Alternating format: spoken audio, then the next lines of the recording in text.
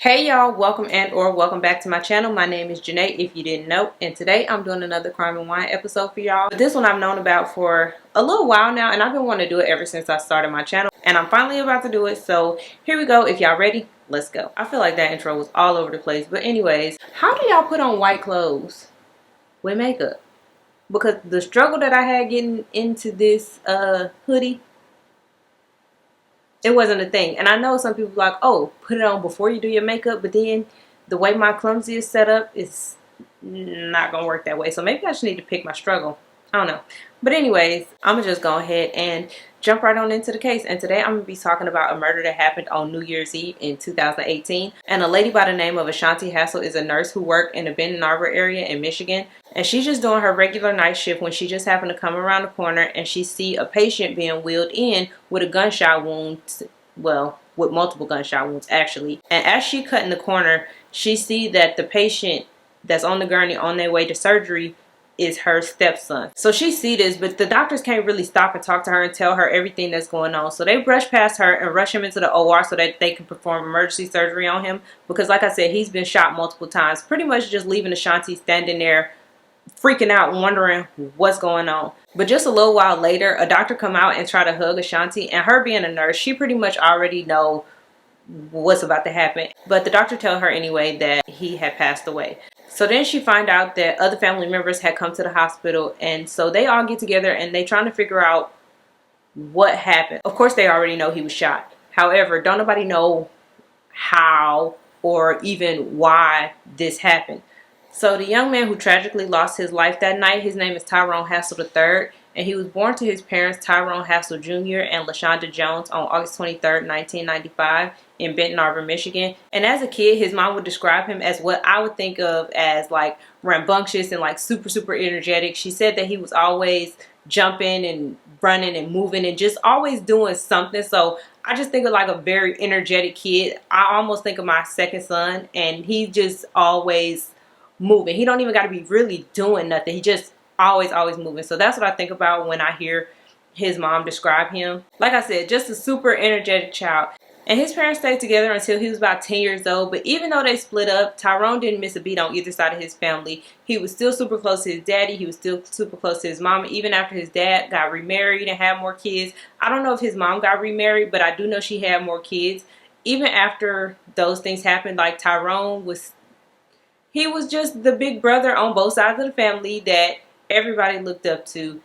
Like I said, didn't miss a beat on either side. I guess what I'm trying to say is he had love from both sides of his family. It's basically what I'm trying to say in too many damn words. And growing up, Tyrone always excelled in school. Always got good grades, stayed on the straight and narrow. And I almost want to say that in the area he grew up in, it kind of would have been easy for him to fall into the wrong crowd. But he wasn't having none of that. And like I said, he stayed on the straight and narrow. And he was into so many activities at school too. He was into baseball, basketball. I think he was into boxing. A minute and 20. Oh shit! And maybe another sport, but I'm not 100%. Oh, track. I think it was track. And in all of those things, on top of getting good grades, he excelled. He was the type of person, like, if he was going to do it, he was going to do it the best or give it his all. And that's just what it was. It wasn't no half-stepping with him. If he was going to do it, he was really going to do it. And that mentality pretty much stayed with him throughout the rest of his life. And y'all will see that as I continue to talk about him and his life. But back in high school, Tyrone was doing so well. He graduated with honors and he secured himself a scholarship. And he would end up going to Grand Valley State. I don't know if it's Grand Valley State University. I don't know. I think it might be a university. So he went there, which was about an hour away from home, and he studied mechanical engineering. And y'all know how I feel about anybody who study anything that got to do with a lot of math, because I struggle in that area. So I feel like they just like some super smart people. But anyways, at some point while he was in college, he did like a lot of people do. And he just realized that college wasn't for him, but he did know what he wanted to do instead. He decided that he was going to go to the Army. When he first told his mama, she was kind of skeptical, and she told him like, all right, I'm cool with it if you talk to your daddy first about it. And when he told his dad, like a typical parent, just like his mom, was kind of like, you know, a little nervous, a little scared, but he was like, you know what, son? It's your life. Do what you do. I'm behind you 100%. So with his parents' support, in 2015, Tyrone left college and joined the Army. And he was stationed in Colorado where he did his basic training. And this is where he met a young lady named Kamaya Martin. Now, Kamaya had a similar upbringing to him, whereas she did good in school. She stayed out of trouble. And you know what I mean? Like, she was just a pretty good kid overall. And she was born in the Atlanta, Georgia area. But instead of going to college out of high school, she went straight to the Army, where she was obviously stationed in Colorado as well for basic training. And when they got together, everybody who knew Tyrone said that they could tell that he absolutely loved this woman. He was in love with this woman. So it wasn't really a surprise when in May of 2017, he married her and made her Kamaya Hassel. And then even more big news would come because Kamaya would soon find out that she was pregnant, and Tyrone was elated. He called his mom and told her that she was going to be a grandma. He called his daddy, told him he was going to be a granddaddy. And once his son was born, like, his whole world, I don't want to say changed, but kind of changed. Whereas he was just the most happiest that he had ever been. His son, Tyrone Hassel IV, was the light of his life. All he wanted to do at this point was be a daddy and a husband.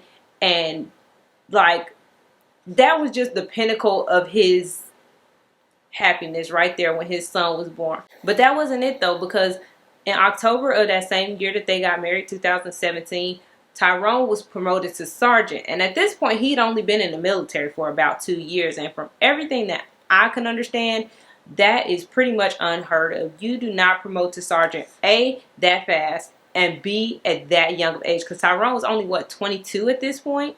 Life was just going so good for them. And being that Tyrone had got promoted to sergeant, he was obviously making more money than he was prior to. So he was able to buy his family a house right, like, kind of close to the base, which, by the way, is now in Fort Stewart, Georgia, which is only about 3 hours away from Kamaya's family. So not only are they not far away from his family, they got a house, they got a baby, they newlyweds. Like I said, life is just good for them right now. But as we all know, good things must come to an end at some point. And that will happen for them when they were both stationed to do a 9-month rotation in South Korea. So they high on life right now, and then they get the news that they both got to leave. I don't think he was a newborn at this point, but they both got to leave their fairly new son to go do a 9-month stint in Korea. But that's the life of the military, and they were both committed, dedicated, and they really didn't have a choice. And so Kamaya went first. I think she went in like January or late January, early February of 2018, and then Tyrone went like a week or two after. And they both came back later on that year around October, November. So now that brings us back to December of 2018, where the events of this case take place. So like I said, it's December 2018 now, and Kamaya and Tyrone are both back from Korea.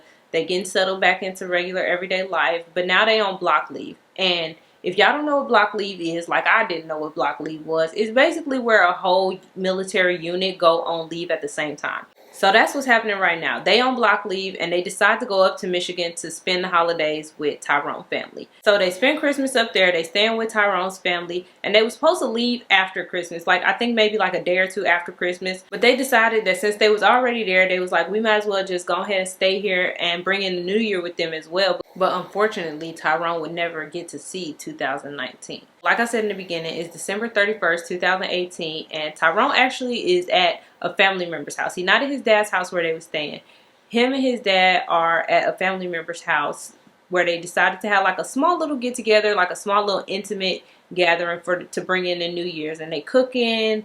I was about to say they clean, and that just seems to go with cooking. But anyway, they cooking, they playing games, they having fun, chit-chatting, just doing the regular family thing that people do on New Year's Eve, and pretty much just waiting to bring in the new year. Now, I don't know 100% if Kamaya called him and told him Tyrone to bring her some food, or if Tyrone said that he was going to bring her some food. Either way, at a little bit before 11 o'clock, Tyrone left the family member's house to go take Kamaya some food. And the house wasn't too far away. It was only like a 5-6 minute drive from wherever he was at to his dad's house where Kamaya and the baby was at. But let me just say this right quick, because that's love right there. If I'm at a family gathering and I know I'm coming back to you at the end of the night, I'm not going to leave the gathering, bring you some food to go back to the gathering, and then come back to you at the end of the night when I could have just stayed where I was at. and bought you your food when I came home. Like, that's love right there, seriously. But anyways, so he go take Kamaya the food, and once he's leaving his dad's house to go back to where he came from, somebody come up on him and they shoot him 5 times. And Kamaya runs outside because she heard the gunshots, and she called the police, and she is frantic on the phone. 911, what's the address of the emergency?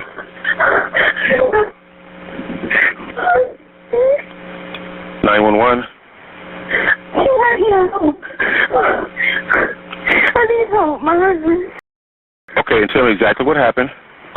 I know my husband bought us some food and he left out and me and my son were eating and I just heard gunshots and I put myself in the room and I came outside and my husband was on the ground. On the 911 call, you can hear her saying that her husband got shot and that she needs somebody to get to where she is ASAP.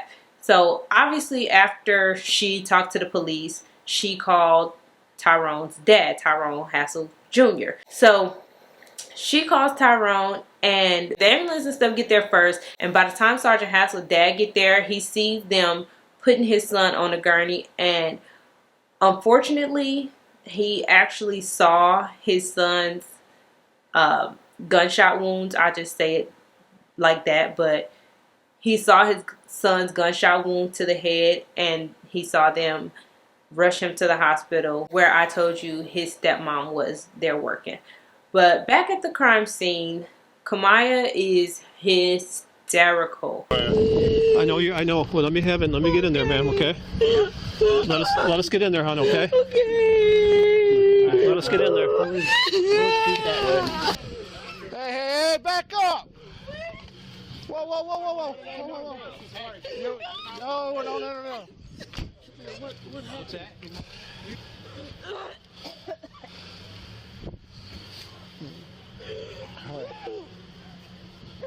As one would be, because I mean, you've literally just watched your husband get taken away in an ambulance, 5 gunshot wounds.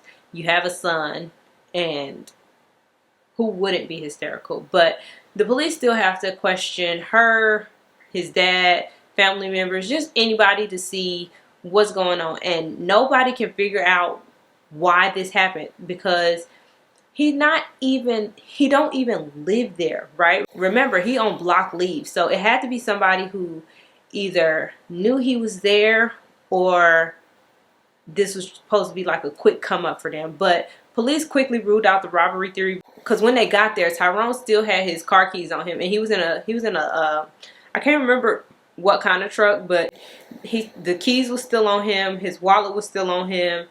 It just didn't seem like the robbery theory was going to fit this motive. So in order to get some type of lead and a potential suspect, they called the K9 unit. And once the K9 unit got there, the dog actually did pick up on a scent. So he picked up on a scent in the driveway, like a little bit off the driveway where the crime had happened.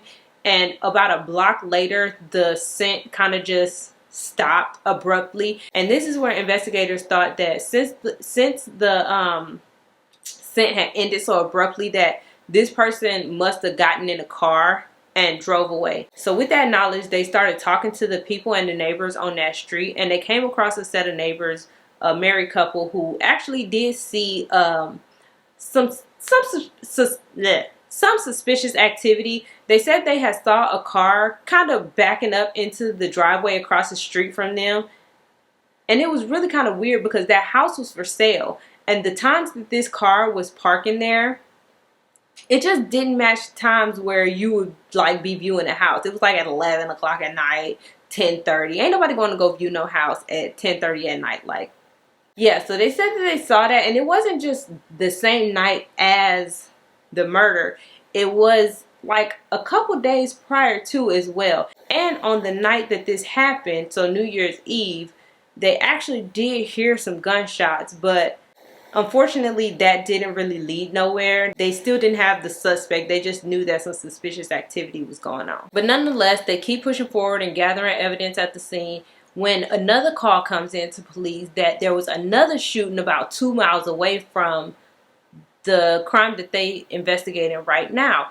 And so they kind of figured like, hey, maybe these two are connected in some way. So detectives go down there to that shooting call, but they quickly realize that pretty much the one that they just got a call for had nothing to do with Sergeant Hassel's case, because this was pretty much just a fight within the house that led to gunshots. So they do some digging and they find out that Tyrone's stepbrother is into some shady dealings, and it said that he had stolen a cell phone from somebody like a little while ago. So they figured that maybe this was retaliation for that, and that they were supposed to be targeting his stepbrother and not him. But that theory was quickly ruled out when they was able to get in contact with the person whose cell phone got stolen. They was able to recuperate the cell phone, and they really didn't have no bad blood. There was no animosity there. They got their stuff back. It was all good. And plus, they was out of town at the time that this happened. So his brother, the theory of it being the case of mistaken identity, that was squashed real quick. So now police have pretty much nothing at this point. And this goes on for the next 10 days. So on January 10th, the police get an anonymous tip from a woman saying that there's this soldier named Jeremy Cuellar that they need to look into because he was having an affair with Kamaya, and they think that he did it. So with this information, the police contact Jeremy, and they also start talking to other soldiers in their platoon. I think it's a platoon. I'm sorry if I'm wrong. But they continue to talk to the people who were close to Jeremy, the people who was in Korea with him. And there was this one particular soldier who said that while they was in Korea, Jeremy and Kamaya was having an affair, and pretty much the people who was close to them, they knew about it, but they also knew that Kamaya was married. But the affair was able to go on though, because even though Kamaya and Tyrone was married, they was staying in separate barracks. They wasn't like together. And this soldier, I think he was actually roommates, if I'm not mistaken. I could be wrong. With Jeremy. Jeremy came to him and said that Buddy, meaning Tyrone, gotta go. And we all know what that means. And then there was another one who actually sold Jeremy 2 guns prior to the incident happening. So they quickly get a warrant for Jeremy's arrest, and they take him in. And right away, Jeremy not talking. He pretty much said he wanted a lawyer, and that was the end of their dealings with him. So with all this information, they was able to hold Jeremy, but they also wanted to talk to Kamaya again because of all the allegations of those two having an affair. So that night on the 10th, Kamaya and Tyrone was, and when I say Tyrone, don't forget I'm talking about the dad. So Tyrone and Kamaya was called into the police station for more questioning. And once they got there, they told Tyrone to pretty much just go home because it's going to be a long night. And then they started questioning Kamaya. And during this questioning, they was asking her like, okay, so do you know Jeremy Cuellar? She said, yes. Did y'all have an affair? And she completely denied that. She said that they wasn't having an affair at all. They were just friends, and that was pretty much it. She was so confident that she offered to take a polygraph test. And they was like, oh, okay, cool. But the polygrapher that they wanted her to go to, he was about an hour away. His name was Detective Longuski. So being that she's the one who volunteers to take the polygraph, they was like, okay, so is this really something that you want to do? She was like, yeah. So they drove her the hour and some away to speak to Detective Longuski. Now they picked this particular detective to do the polygraph because he was one of the top polygraphers in the state. Polygraphers? Is it a polygrapher? Polygrapher? I don't know. But he was the top polygrapher. It sounds better. In the state. He was one of the top polygraphers in the state. And also he was really good at getting confessions out of people. So when Kamaya get there, Detective Longuski does a pre-interview type deal before the polygraph, just to see if there's anything that she might want to tell him before she take the test. And she denied everything still again. The affair, knowing anything about anything, just everything. She denied everything that he asking her. So she take the polygraph test and she failed. And when Detective Longuski come back and tell her that she failed, he starts telling her that, you know, she needs to get out ahead of this. And he basically lied to her and tell her that Jeremy is snitching already. Which, if y'all recall, that's not true, because he invoked his right to stay silent as soon as he got arrested.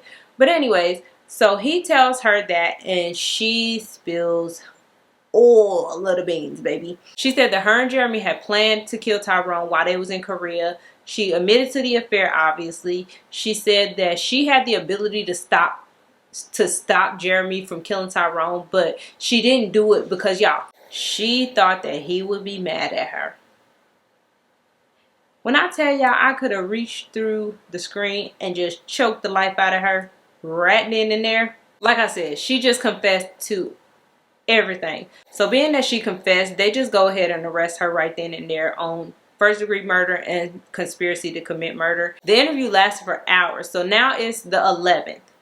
And Tyrone has not heard from his daughter-in-law at all. Like I said, he don't know that she confessed. He don't know her involvement. He don't know nothing. All he know is that his son's funeral is the next day on the 12th. And his son's wife, is not there. He haven't heard from her. Needless to say, when the detectives call and tell him that they found out who was behind his son's killing, his family were completely, they was flabbergasted. They could not believe it. They just couldn't believe it. I don't know if they waited to tell him after the funeral or if they told him at on the 11th, that same day. But either way, I feel so bad for this family because in Sergeant Hassel's obituary, Kamaya is listed as a loving wife. So now I'm going to talk about Kamaya's trial. It started in 2019, and the prosecution's argument was pretty much that she is just as guilty as Jeremy. And she even said so in her police interview with Detective Longuski that she feels as guilty as he does. And they played up on that. They really did, saying that, yes, she said it herself. She is just as guilty as he is. Because even though she didn't pull the trigger, she was the mastermind behind it. She set it all up. She was the one who was communicating with Jeremy. She could have stopped it. All of the things that she said in her interview came to bite her in the ass. So through the prosecution's portion of the trial, it came out that Kamaya was communicating with Jeremy through Snapchat. It came out that Jeremy actually had went from Chicago. That's where he's from. So he was on leave in Chicago. So he would drive from Chicago to Michigan at least 4 times in an attempt to take Sergeant Hassel's life. And throughout all of those trips, Kamaya was communicating with him. But she thought she was smart, though, because she communicated with him through Snapchat. And y'all know that Snapchat deletes y'all messages after the fact. But he wasn't smart because they was able to obtain some of the Snapchats. They actually contacted Snapchat, the company, and got Jeremy's Snapchat records. They wasn't able to get Kamaya's, though, because she deleted her Snapchat, and once it was deleted, 30 days after that, they deleted all of the information. But she thought she was smart, though. And it also came out, remember when I told y'all that Kamaya said she had the ability to stop it? So Jeremy was on his way to leave Michigan and go back to Chicago when Kamaya called him back telling Jeremy that Tyrone was on his way to bring them some food and to come back. So moving on to the defense, I ain't gonna lie, they actually had a good argument. And their argument was that Kamaya was coerced into a false confession. This could have worked. And the reason I say that is because Detective Longuski finessed the hell out of her. He straight up lied to her face and said that Jeremy was talking, that he implicated her in the murder. He implicated her in the planning. He lied to that girl's face and he finessed her the way she finessed Jeremy, okay? And that's when she started confessing. But the thing is, see, again, I told y'all Kamaya not as smart as she thinks she is. Where she messed up at is that she called her mama right after she got arrested. Told her everything. And her mama even asked, Kamaya, is somebody forcing you to say this? Is somebody coercing you to say this? Because this don't even sound right. I don't believe this. And Kamaya was basically just no, nobody's making me say this. Nobody's forcing me to say this. Me and Jeremy planned this so that we could be together. And that's where I believe the prosecution won their case. Because once they played that audio in the courtroom, it was there's no denying it. Because, yeah, you can give a false confession to Detective Longuski, but what did you lie to your mama for? You ain't. Ultimately, the jury wasn't buying the fact that she was coerced into a false confession, and they found her guilty, and so she was sentenced to life without the possibility of parole. But that's not the end of this case. Usually after the verdict, that's the end of the video. But no, that's not it right here. So once Jeremy heard that Kamaya got sentenced to life without the possibility of parole, he decided to change his non-guilty plea to guilty. But under, I guess, circumstances, if you will, he wanted to talk to Sergeant Hassel's dad. Surprisingly, Tyrone decided that he would do it. So I watched the video of Tyrone Jr. visiting Jeremy in jail, and when I tell y'all, I'm going to tell y'all how I felt about it after the fact. But let me just give y'all a quick little synopsis of what it is. Of course, it's going to be linked in the description box, but let me just give y'all a quick synopsis of how it went. Basically, Jeremy apologized. Jeremy apologized profusely. He said sorry multiple times throughout that visit, and I honestly feel like he was wanting Tyrone Jr. to say that he accepted his apology. Now, Tyrone never said that he accepted his apology. He just said that he was going to have to do some soul searching and find Jesus again before he was able to do that. Now, it was an hour-long visit, so I'm not really going to go over the whole thing, but at some point during the visit, Jeremy would tell Tyrone pretty much the details behind the case. And let me tell y'all, I commend Tyrone for sitting there and listening to him and not trying to choke him through the glass, because I don't know if I could listen to that.